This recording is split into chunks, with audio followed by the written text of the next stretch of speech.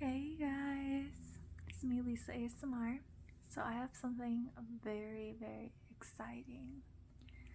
I have this book called Rebirth by K.E. Miller, the Sacred Isle series, book 1.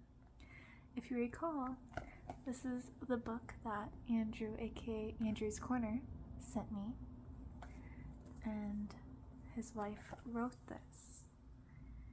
I'm going to go ahead and read the summary.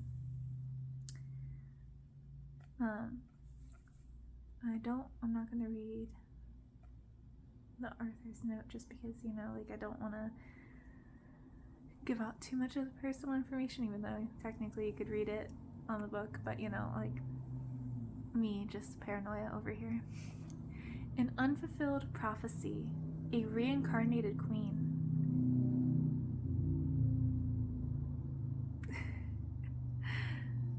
In a world turned upside down, can they learn to embrace their destiny? Shy 17-year-old Shaylee Neal has never felt like she belonged, but even as she dreams of finding acceptance, her instincts are screaming that something unusual is going on at her hostile prep school. Her suspicions only grow when she notices an attractive new student's strange obsession with her identity. Aaron Tremaine can't afford to be distracted from his quest, although the powerful mage is already treading dangerous grounds with the secrets he's hiding. He can't help his attraction to the beautiful human so out of place among magical beings. As dark forces begin shadowing her steps, he resolves to protect the innocent girl from the growing threats to her survival. Uncertain of her place in a sudden, unveiled, mystical world, Shaylee questions everything she's ever learned, and when Aaron's long-held beliefs are challenged by her actions, the skeptical mage must decide how much she's willing to risk. Will she accept her birthright in time to lead his people against their oppressors? Sounds really good. So, let's see. For Megan, because I promised. I love that. That's so great. Oh, table of contents. Very nice, very nice. Prologue. My life was about to end. What is up with these people? Do they have to drive things that are loud in my general area? Okay, let's start that again. Prologue. My life was about to end. As I stood gazing out the window, I knew it was possible I would never see my beloved home again. The mist-covered mountains and the green seas called to me as the sun set over the land. This would be my last memory. I planned it that way. The future terrified me. The darkness was so close to death, destroying everything. Even if my death protected my people, there was no guarantee that good would prevail. Evil could still win. A familiar presence entered the room. I took a deep breath to steady myself before turning to face one of my dearest friends, the long gown I wore swirling around my feet. Nolan looked at me with deep sadness and resignation. I trusted him to keep my people safe. He trusted the future I had seen. Opening the hidden door in my bookcase, Nolan and I entered a dark spiral stairwell. The stone steps comforted me as we made our way down to the depths of the ancient castle that had been my home my entire life. I could sense Nolan's fear, but my resolve held. Together he and I would save 2 worlds. At least I hoped we would.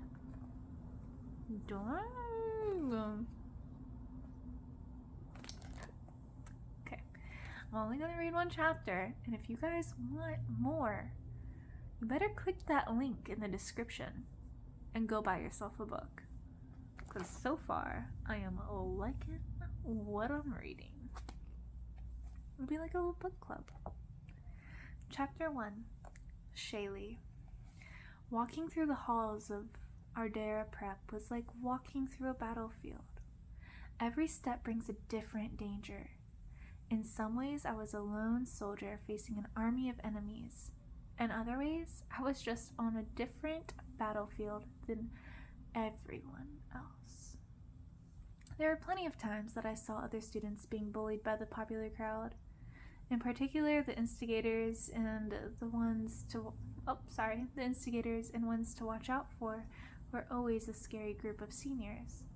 The group changed every year, of course, as the students graduated, but every fall there was a new group ruling the school like royalty. When I had transferred to the school as a freshman, I thought they didn't like me because I hadn't grown up at the school with everyone else. Since then, I'd seen several other students transfer in from all over the world, but no one ever seemed to get the amount of disdain and attention that I did. It didn't matter how well I kept my head down and avoided eye contact. It was inevitable, and that I would catch someone's attention. On this particular day, I had seen Madeline Calder, a beautiful senior with platinum blonde hair and piercing blue eyes, shove a junior into the wall and scream at a freshman for walking too close to her. Since I was her favorite person to torture, avoiding her seemed to be my best chance at escaping her current foul mood. Keeping my head down, I watched the grains of the polished hardwood floors, letting the other students dart around me on their way to dinner. I was going against traffic on my way towards the student dormitory. The other students complained as they went around me since I was hindering their progress toward the dining hall. It would have been much smarter for me to blend into the mass of people, all moving in the same direction, but I knew Jaden was waiting for me in her room, and I didn't want to brave the dining hall without her. Keeping my head down was usually a safe policy, but it did have its drawbacks, and as I walked around a corner, Kenneth Fairman slammed into me. My books flew out of my hands, scattering across the floor. "Oh, sorry," he said, without missing a step. He continued on his way as though he hadn't just knocked the wind out of me.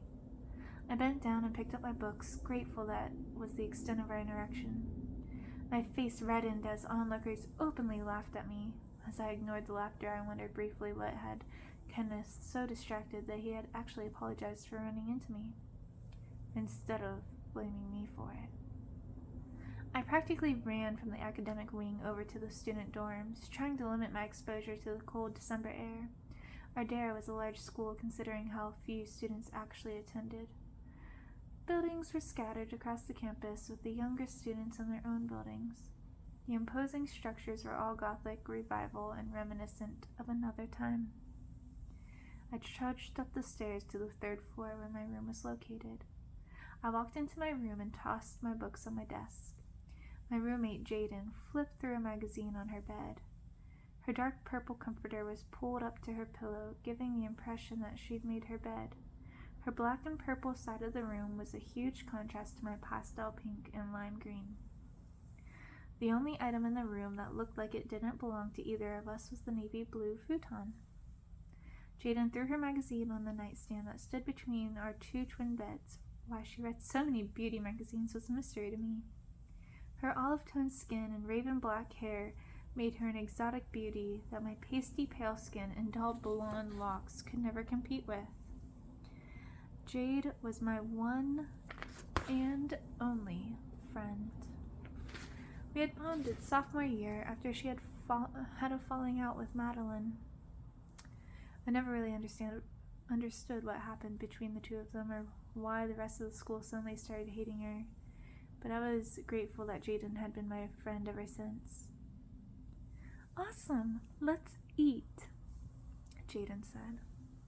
"I don't know, Jade. Maybe we should just stay in tonight," I replied, trying to sound casual. "I'm not staying locked up in here starving all night, and I'm not going to wait until dinner is almost over and get all the cold leftovers." Jaden pulled on a sweater and I sighed. "It's just that Madeline seemed to be in such a bad mood today," I told her, knowing that wouldn't be good enough to convince her to avoid dinner. "Did she touch you?" Jaden growled. "No," I replied. I stayed out of her way, but I saw her go after some others." "It'll be fine, Shay," she said, and led the way down to dinner. I followed Jaden into the dining hall. I followed Jaden's confident steps to the food line without looking around the room. We got our food, Jaden piling food onto her tray while I grabbed a salad and some fruit. I knew it would be less fun for Madeline or her friends to dump my food on my head if it wouldn't make a huge mess.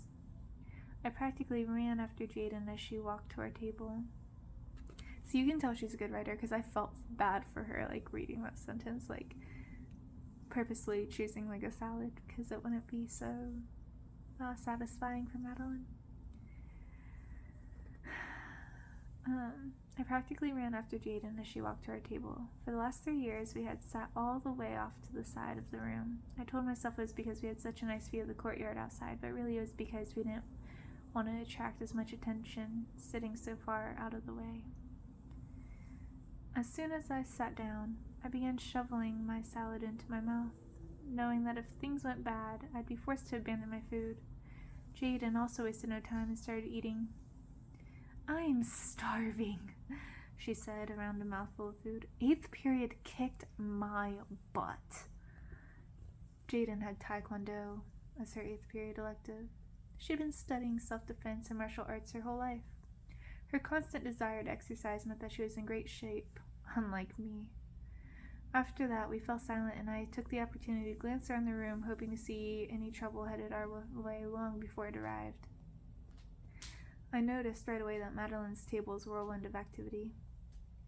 "What do you think is up with them?" I asked Jaden. She turned and watched them for a minute. Madeline had rearranged their normal seating arrangement and had pulled up an additional chair that she had carefully placed between Kenneth and herself. Everyone at their table looked tense, and they were all busy whispering to each other. "It's probably about the new transfer," Jaden said, turning back to her food. "Transfer?" I asked, always the one out of the loop. "Yeah, I heard a rumor in 7th period that some kid is transferring from a school in London. Super rich parents. They're in politics or something." "That's a lot of excitement for just another rich kid," I said. "Almost everyone in the school has money." Our Dare preparatory school was populated by the children of wealthy elitist families who wanted a top education for their children. Nearly every student was from a family that had the kind of wealth most only dream of. Every student except for me. That was the big reason they hated me. I was the orphan charity case, only here because my guardian happened to be one of the teachers. "Maybe he's famous," Jaden suggested. Her words obscured through her mouth full of food. We continued eating, neither of us saying anything to continue the conversation. When the dining hall suddenly became silent, we both noticed immediately. I looked up from my salad and saw that Jaden's eyes were glued to the main door. I turned to see what had her attention. A man stood just inside the door. He looked around with a serious expression and seemed hesitant to enter the room. His light brown hair was cut short. His tall and thin, but with a muscular build. He was tall and thin, but with a muscular build. He was attractive enough that I fully expected every girl he looked at to swoon. The longer I looked at him, the more it became obvious that his serious expression caused him to look much older than he was. It seemed perfectly obvious to me now that he was my age. There's also something weirdly familiar about him. His gaze settled on Madeline and Kenneth's table where all the students were standing. He walked across the room towards their table. His shoes echoed in the large, silent room as they came into contact with the ceramic floor. When he reached their table, Kenneth offered his hand and the stranger shook it. Kenneth gestured to the empty chair and the newcomer sat. The rest of their table followed suit and conversation slowly resumed throughout the hall. I turned back to Jaden and said, "That was weird. Who is he? He looks familiar." Jaden's face was red with anger, and she glared at the back of the new guy's head. She mumbled to herself, too low for me to hear. "Jade, you okay?" I asked. "Yeah, fine. Whoever he is, he's clearly one of them, so don't get too close. I hate this place." Jane picked up her tray. "Let's get out of here before I puke," she said. I glanced at my half-eaten salad inside. It was rare to have a meal where we were so ignored that we could eat in peace, but I wasn't about to sit by myself. I pushed my heavy wooden chair away from the table and stood. I followed Jaden over to the trash, placing my empty tray on top. Jaden threw open the door and stomped out into the night. I reached out to keep the door from slamming shut and held it open, pausing for a moment.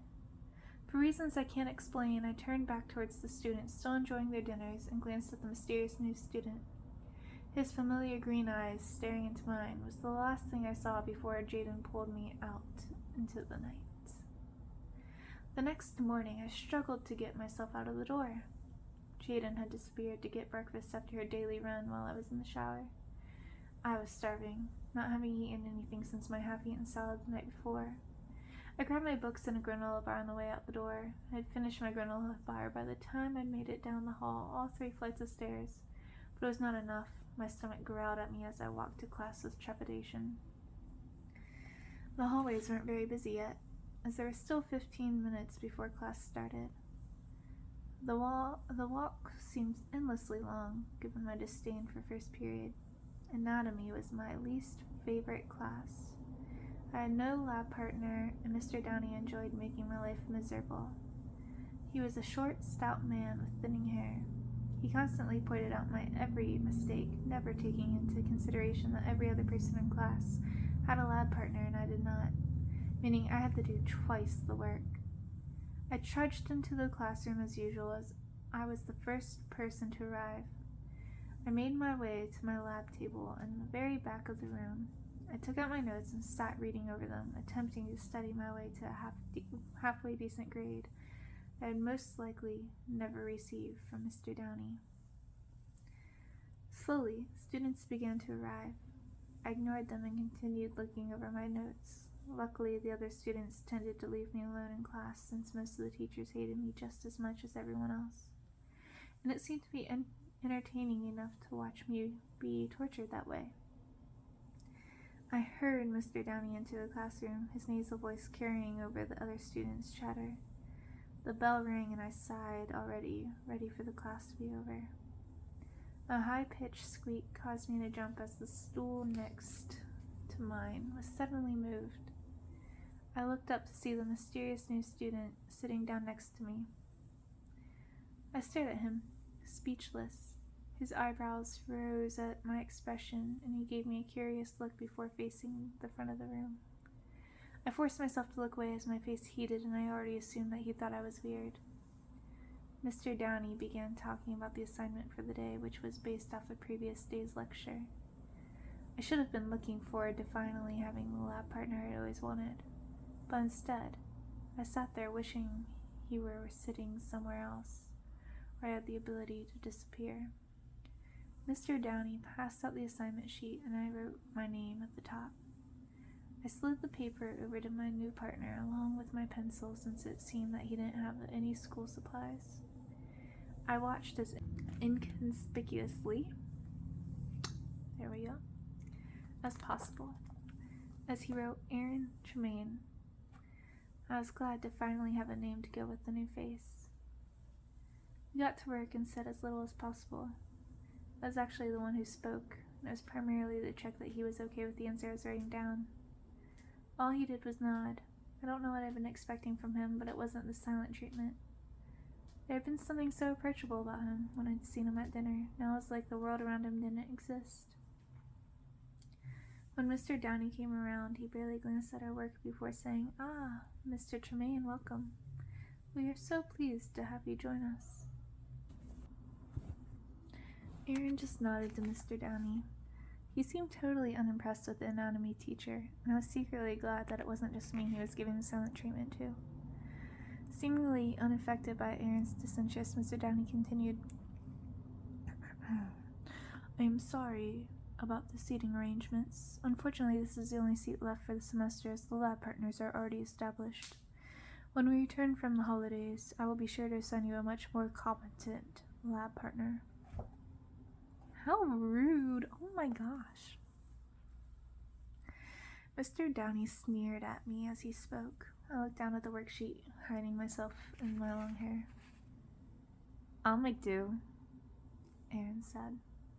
Yes, of course, Mr. Downey replied and went back to walking around, helping students with the assignment.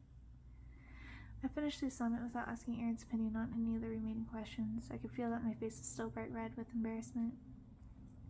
Once again, I was unsure what I had ever done to make myself the school pariah.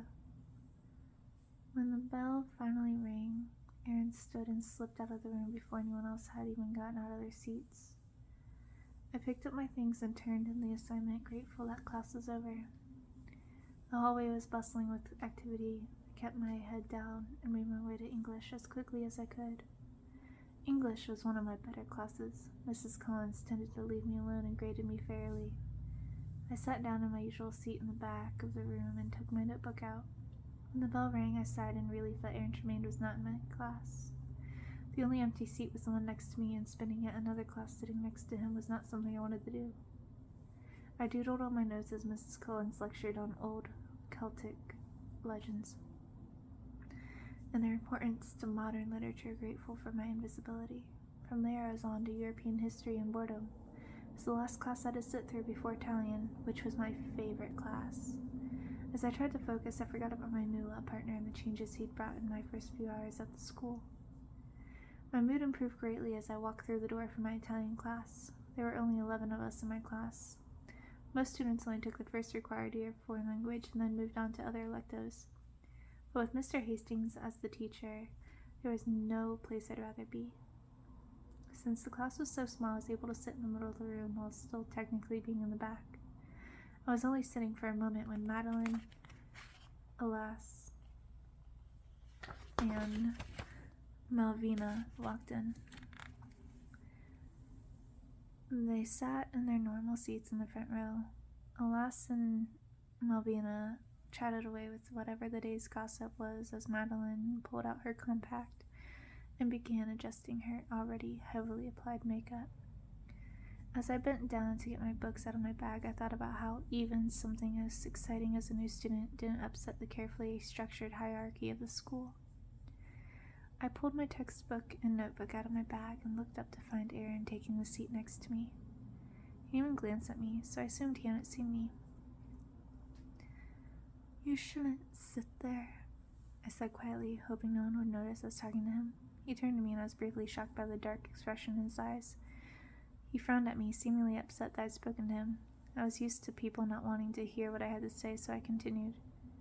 "You shouldn't sit next to me. Your new friends won't like it. If you want to stay popular, you should go sit with Madeline."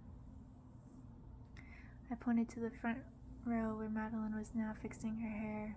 Aaron shrugged and looked away, clearly disregarding my advice.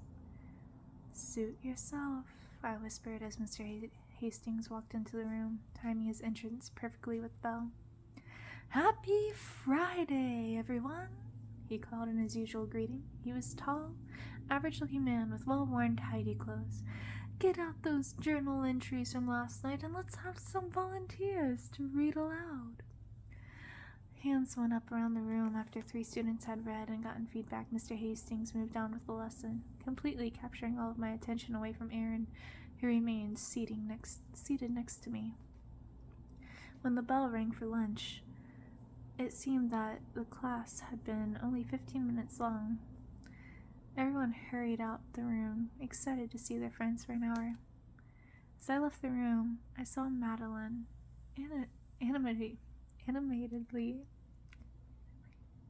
animatedly chatting to Aaron as they walked in front of me all the way to the dining hall. I ignored them as they stayed right in front of me throughout the lunch line. I sat down at my usual table and was relieved when I saw Jaden walk in. Knowing I'd be much safer with her by my side, we ate in companionable silence before heading off to the remainder of our classes. That night, Jaden left immediately after 8th period with the promise to return Sunday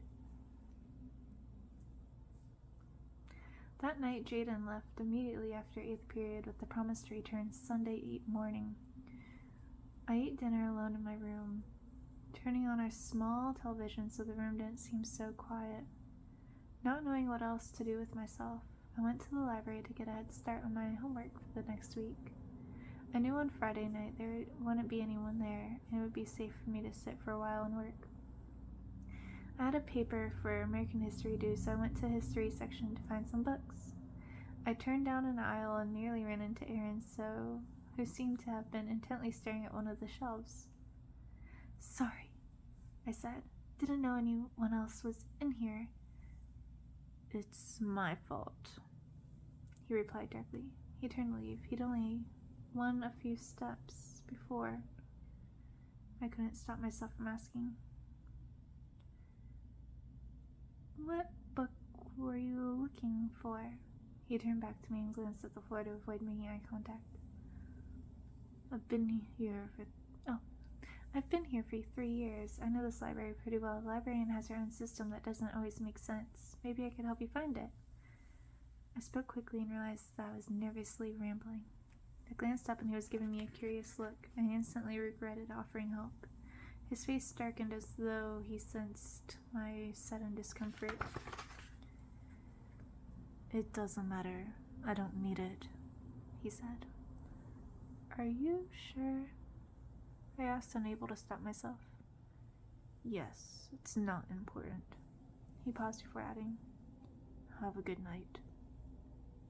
He turned and walked away. Even thought I'd heard him speak so little during his time at Ardera. Wishing me a good night was the nicest thing I'd heard him say to anyone.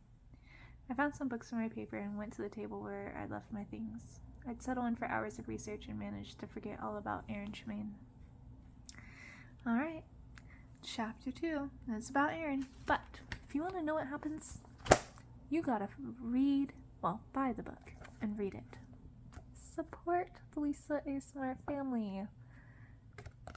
I know Andrew and his wife would super appreciate it. Like I said, link in the description. Oh my gosh, I really hurt my wrist. It just randomly started hurting.